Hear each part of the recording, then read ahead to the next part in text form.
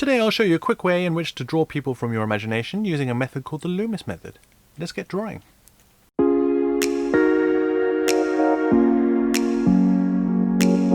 This is a great method to ensure you're getting your proportions more or less correct. You can use it whether you're working from life or from photos or from your imagination, which I'm going to demonstrate for you today with 3 examples. We start with a basic framework.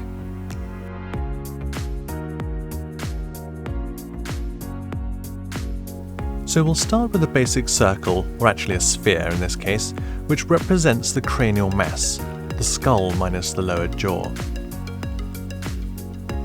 Next comes the hardest part to conceptualize. We slice off the sides of the sphere. The size of the slice roughly equates to 2/3 of the total height of the sphere. It's probably easiest to memorize what that looks like from most angles, and then kind of sketch it in by eye. Next, mark in the equator of the head, from just above the ear to the corner of the eyebrow.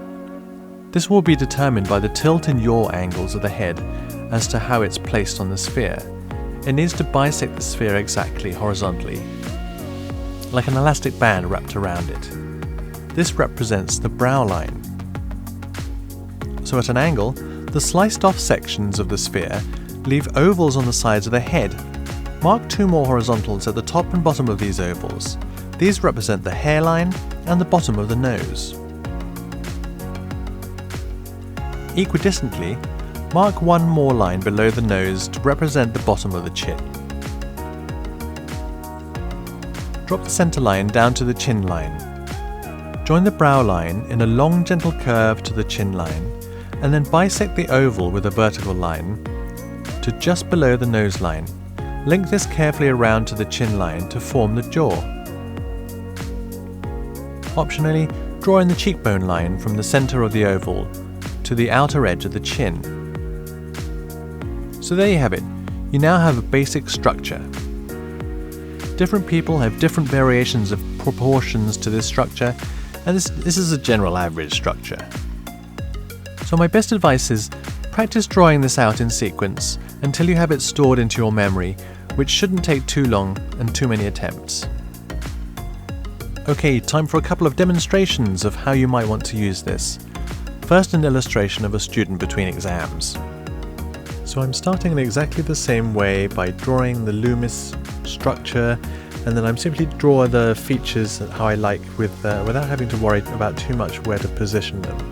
Drawing the rest just comes down to experience and a little bit of knowledge of an understanding of proportion and anatomy and how clothes sit on the body. But that's all basically for another video.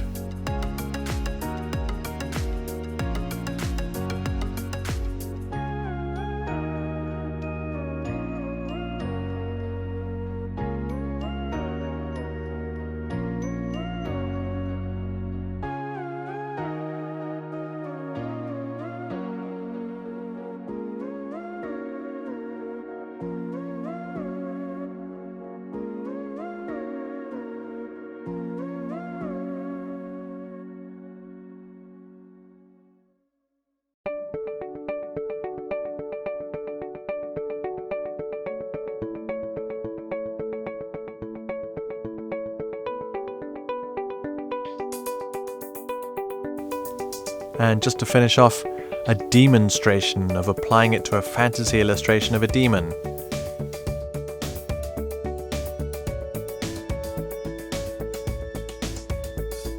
So for this one I didn't really have a plan.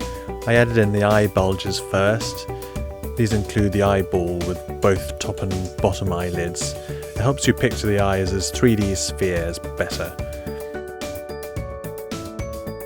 Between the nose and chin, mark it out as thirds, and the top line's the mouth, mainly the upper jaw, which doesn't move relative to the top of the head. The lower jaw is the only one that moves, as you will see shortly. I made a few notes as to what I wanted to draw, so a demon that's evil, scary and dangerous looking, with horns and fangs and an open jaw perhaps. Some anatomical notes to add. The jaw hinges where it joins the skull in front of the ears, so if you put your hand just in front of your ears and open and close your mouth, you can feel it there. And just like with the eyes around, the teeth and mouth are on a 3D cylinder shape curving around the face. So as the jaw opens, the chin moves down and back relative to its previous position. It really helps to draw expressions like these whilst looking in a mirror at yourself doing the expression. Disney artists do it all the time.